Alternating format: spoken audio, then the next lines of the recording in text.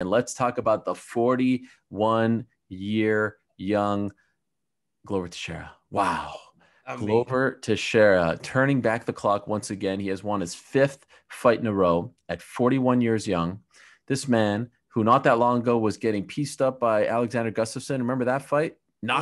Getting knocked out by Anthony Johnson. Remember that? Now here he is, weathering an early storm and a late storm from Thiago Santos. Looked to rock him early in the fight, late in the fight, gets him via RNC in the 3rd round. And so this, okay, first of all, let's just give the man his due. Glover, I didn't see this coming from Big Glover. One of the nicest guys in the game. I didn't think that he would still be a factor at 41. Are you impressed? I mean, I'm so impressed. He's doing it better than the rest of us at 41. I mean, think about it. Glover Teixeira smashing everyone. I remember when he fought Misha Cirkunov, and Misha Cirkunov was supposed to beat him, and that was going to be the nail in the coffin, right? Glover takes this dude down, goes to town, and finishes him. And then the performances kept getting better and better with the bigger the name was. Now, when these guys went up from middleweight, they all had immediate success. They ended up fighting for the belt, fought very close against Jones. But again, it's a bit muddy. The water's muddy, right? Because when you get the right matchups, you get into a title fight. But you got those guys like Glover hanging around, the guys that have been around forever, the guys that are lifetime 205-pounders, and Glover's putting those dudes in their place. It's insane to watch him weather the storm and just truly implement a game plan that he's done since day one. And I remember when Glover Teixeira lost to Rumble Johnson, he had kind of fallen in love with the power. Right? Remember he had won 18 in a row, fought Jones, lost, didn't even try to get a takedown with Jones, got beat up, pieced up. When he fought Rumble, he started falling in love with Mike Tyson, and it was all the hands, right? Glover was going to knock you out through the right hand, left hook, got knocked out by Rumble, reinvented himself. Now he wrestles. And when he's wrestling, as he's wrestling, these guys have nothing for him. And he dominated Thiago Santos. This fight, I heard my man Dominic Cruz, who's one of my great friends, and I love him. He goes, but how do you judge the first round? I'm like, Glover Teixeira won the first round. He beat the crap out of Thiago Santos. And then in the second round, got hurt, got almost stopped. But you always knew that the moment Glover found an opportunity, he was going to end up on top and do what he does. And, man, so impressive.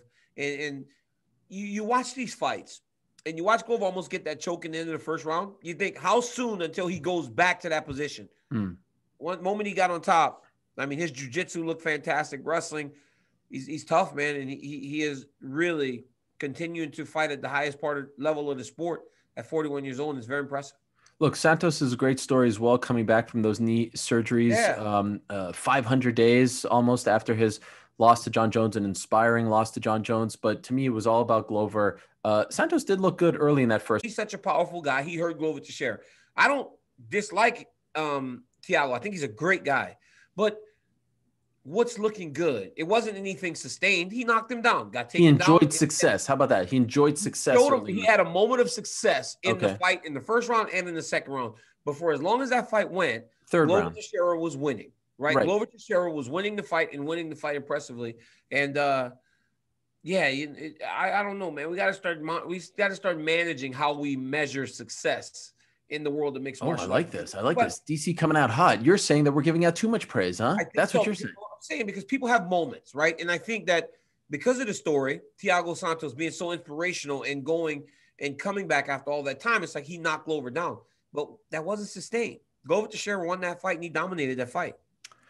Glover Teixeira, the 6th oldest light heavyweight to score a win in the UFC, but that wasn't really the story. The story going into Saturday, DC, which we talked about last week, was, all right, so Dana White announces 7 days before this fight that they're going to go with Israel Adesanya versus Jan Blachowicz, the light heavyweight champion, for the next light heavyweight fight. Is he moving up from 185? We debated this last week, all that stuff and more. So the story to me going into this fight between Glover and Thiago was, could the winner, and in this case it was Glover, do enough to convince Dana White and brass to change their mind? Could he do enough to make them call an audible, right? That was the story to me going into the fight.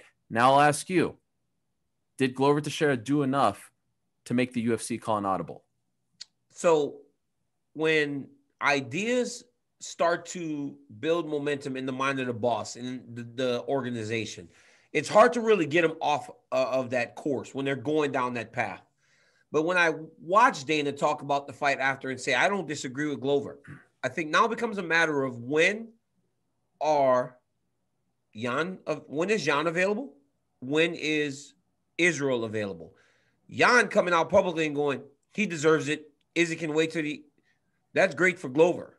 But it's hard to really get the organization off that path of, oh, this is the next big thing whenever it starts to come to fruition, especially when Monday morning you hear we may do Israel versus Jan and the world blow ups, right? If it's met with a little bit of lukewarm reaction, maybe. But when it blows up and it gets as hot as it does, and mostly because of what may come next, because listen, Izzy Jan is a great fight.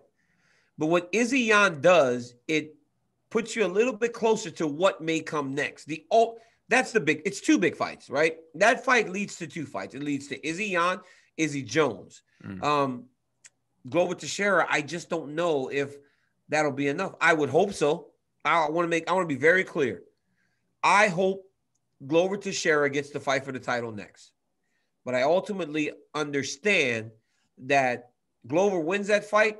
What happens now? You know what I'm saying? What happens now? It's not as much as Jan and Izzy and then Izzy versus Jones. Well, luckily for you, I'm a big-time journalist, a big J, if you will. And I spoke to both Izzy and Jan last week, so I got a sense for their timelines and what they want. Jan says he can't fight before March. He can't fight before March because he's having a baby, and the training situation in Poland right now with the lockdowns isn't great. Izzy is itching to return in February. So that's why in his tweet, he said, if Izzy can't wait for March, I'll happily give the fight to Glover Teixeira. Okay. That's why he said that. Okay. Thanks for watching my interviews. I appreciate it. Now, here's the thing. Let's play out the scenarios, right? Because we do have to acknowledge that meritocracy doesn't always win in this sport, right? It's a business at the end of the day. They're trying to sell the most amount of pay-per-views at the end of the day. Does it make more business sense for the UFC? Because I agree with you. Glover deserves the next title shot. The next time the light heavyweight title, I want to make this very clear, is defended, Glover Teixeira should be fighting. Yes. But that's not the world that we live in. It's not a very fair, clean world, right? So, and if you're going to talk about what makes the most sense, it has to be Adesanya. Champion versus champion, him going up, the idea that it could lead to Jones, it will top Glover in that way. And it honestly makes the most business sense, but Glover should be the guy fighting for the belt. Well, let me ask you this then. Why not call the audible? And for our international fans, this is a football term. You know, you change the play, you change the direction. Why not call the audible to Izzy versus Jones, Jan versus Glover? This is your chance. Why not? Doesn't that equal, in the end, aren't we getting two kicks of the can here? Now, Glover, Jan, is it the big time pay-per-view fight that Izzy Jan is? No, but hey, you could get Izzy. Is Izzy Jan bigger? Well, you get two. You get two. Because here's the deal. You get two pay-per-view. You can get two pay-per-views out of one. You do Jan Glover with the light heavyweight title on the line. That still can main event a pay-per-view. Can it? If it doesn't do great, it'll still do something. But then you also get Jones versus Adesanya. No title needed to main event this pay-per-view. Here's the issue. If you do the one fight, you get there quicker. And for the people like myself who love the build, you don't get Izzy getting the title and then that being a part of the story with him and Jones. But there's no guarantee he gets the title if he fights Jan Blachowicz. So it's like you run the risk of him losing. And if he loses to Jan, the whole Jones thing is like almost, it's not nearly as big. No. If I'm being right, so it might as well get him in there right now. Just as you said, it's dangerous to have Jones in there with a heavyweight and then try to bring him back to fight Izzy because you run the risk of him getting beat. So that works. It does work in that sense, but I just don't know if they're going to do it. But DC, aren't you pleasing everyone if you do this? Because let's be honest, who's clamoring right now, as fun as it may be, for Izzy versus Jan? Who was talking about this 10 days ago? Until they said it, right? Until they said it. And when it was said, the reaction was like, oh. But again, I truly believe the reaction is not for what happens right now. It's for what comes of it next. And I think people get excited anytime you get a step closer towards Adesanya versus Jones. But that's what I'm saying. Make everyone happy. I'll tell you who's clamoring for Izzy versus Jones. The world is clamoring for Izzy versus Jones. So you do Izzy versus Jones. Izzy doesn't have anything at 185 right now, especially considering the fact that Darren let me tell you something. This is another thing. Robert Whittaker. He has something. Robert Whittaker. Poor Rob. Poor Rob. Rob got thrown under the bus. Let me tell you. Poor Rob. Rob wants to fight. And I'm happy to see Rob come out and say that last week. It's out of character. Not Robert Whittaker. He's not a guy that beats the drum, right? He doesn't make noise. He takes his time. But last week he goes, hey, make no mistake about it. I want this fight, and I'm not going to fight anyone else. I should fight for the title. So he does have something there. It makes sense. Ariel, go back to my career. I got beat by Jones in January. I fought Rumble. I fought Ander, I think. I was scheduled my next fight to fight Jones. There's only 2 fights after that loss that I was right back to fighting Jones. Had a lot of the same elements as Adesanya versus Whittaker. The bad blood, like each other. One guy won the fight. So it's not like winning 2 fights can't get you back into a position to avenge a loss. I think Rob's story in the win getting overlooked, quite frankly, is really kind of bad.